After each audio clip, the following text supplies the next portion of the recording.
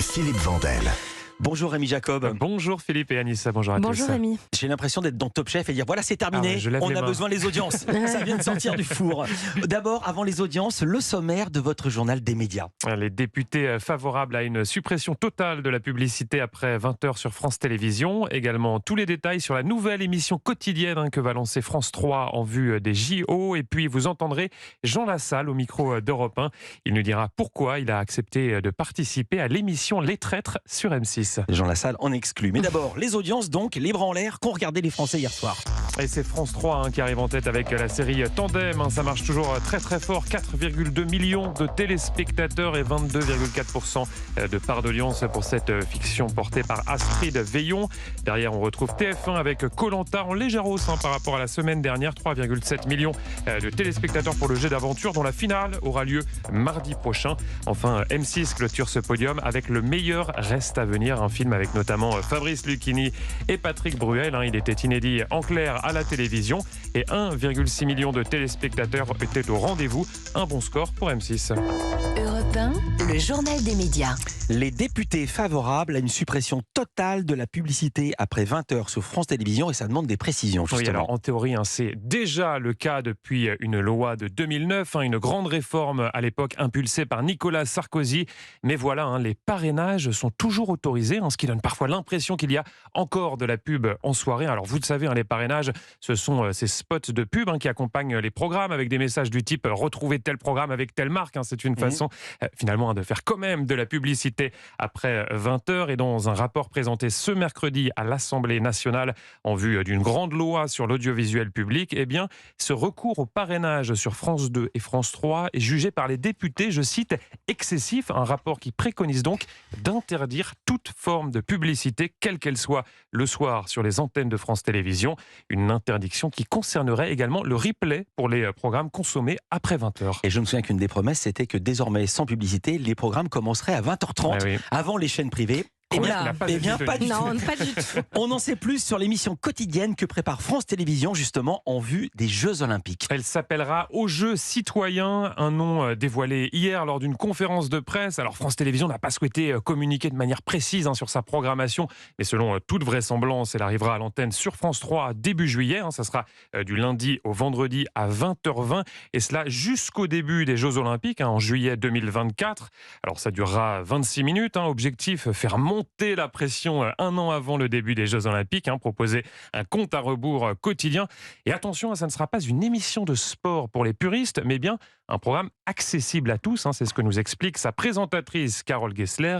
Elle est au micro d'Europe 1 Culture Média. C'est plus que du sport, donc il ne faut pas m'attendre quand même sur le terrain du sport pur, parce que ça va pas être mon rôle. Mon rôle justement, c'est de rester ce que je suis, c'est-à-dire curieuse d'un univers que je ne connais pas. Donc je vais essayer de l'explorer. Ça s'adresse à la fois aux fans de sport, c'est-à-dire qu'on sera crédible, et Alex Boyon, une des figures des sports de France Télévisions, sera cette crédibilité, tout comme nos consultants anciens champions, mais surtout, je veux m'adresser à tous ceux qui ne suivent pas le sport, qui ne sont pas devant Stade 2 ou tout le sport.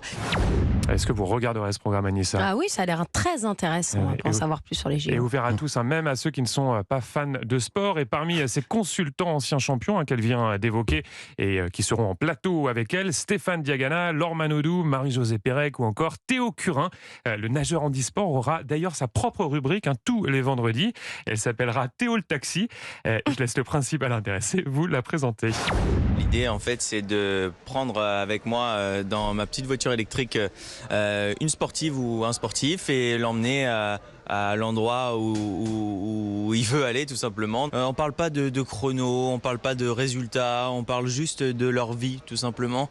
Et puis on fait tout ce qu'on peut faire en voiture, donc c'est-à-dire chanter, rire, faire des petits jeux. Donc je m'arrête au bord de la route ou sur un parking pour leur faire des petits jeux. Le but principal, c'est de se marrer et de voir les athlètes comme on les voit rarement, quoi. Théo Curin au micro d'Europe 1 Culture Média et cette nouvelle émission baptisée Au jeu citoyen sera donc à découvrir très prochainement sur France 3. Et puis on va se marier avec Théo Curin qu'on aime beaucoup ici parce que déjà on va voir si ça roule dans Paris. On zappe sur M6 avec la deuxième saison du jeu Les Traîtres qui va arriver au début de l'été. Oui, un programme présenté par Éric Antoine avec un concept pour le moins original. Une quinzaine de personnalités sont réunies dans un château. Alors c'est une sorte de jeu de rôle où le but c'est de démasquer les traîtres. Il y en a quelques-uns des traîtres qui se cachent parmi les candidats. Ça s'inspire, pour ceux qui connaissent, du loup-garou, du jeu loup-garou.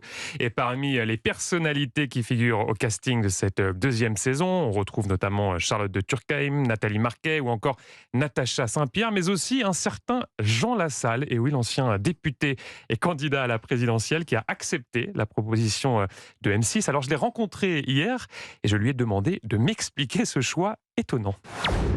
Lorsqu'on m'a parlé de ce jeu, où il fallait mentir beaucoup pour gagner, je me suis dit que je venais d'un milieu où je risquais pas forcément d'être dépaysé. Venant du monde politique, j'ai vu beaucoup de menteurs, j'ai vu beaucoup de traîtres aussi. Je suis très content parce que j'ai pris une nouvelle leçon de vie et quelque part de modestie. Et puis, je dois le reconnaître, ce jeu qui me faisait peur au point de ne pas en avoir lu le règlement intérieur, même pas une ligne, je suis arrivé là, je connaissais que dalle, d'ailleurs ça s'est vu. Je me suis dit que quand même celui qui avait mis ça au point était très très bon. Je me suis sorti étonné moi-même, c'est une belle expérience. Quel personnage, quelle bonne idée. Et Jean Lassalle qui le dit, qui a vu beaucoup de traîtres dans sa carrière en politique, donc qui connaît bien le sujet, et qui est donc Jean Lassalle au casting de cette deuxième saison des traîtres, à retrouver très prochainement sur M6. Drag Race France, saison 2, bientôt sur France 2. On a appris hier la date de diffusion de la deuxième saison de ce concours de drag queen. Oui, un concours diffusé sur France 2, vous l'avez entendu, et ça sera à partir du 30 juin. Alors ça change de case par rapport à l'année dernière. Ça ne sera plus le samedi en troisième partie de soirée, mais désormais tous les vendredis en deuxième partie de soirée à 22h55. Une meilleure exposition qui se justifie par les excellentes audiences enregistrées l'an passé. Et pour se mettre dans l'ambiance, une semaine avant le début de cette saison 2, France 2 diffusera le samedi 24 juin en prime time un programme baptisé La Grande Soirée des Cabarets avec aux manettes Nicky Doll, qui est l'animatrice de Drag Race France, mais aussi notre camarade d'Europe 1, Stéphane Bern. Vous connaissez le point commun entre Stéphane Bern et Nicky Doll ? Allez-y. Il et elle sont tous les deux venus dans Culture Média. On avait parlé les premiers l'an dernier, avant que ça fasse le carton qu'on avait un tout petit peu pressenti, je dois dire, en toute modestie pour l'équipe de l'émission. Merci beaucoup Rémi Jacob, à demain. À demain. Et à demain.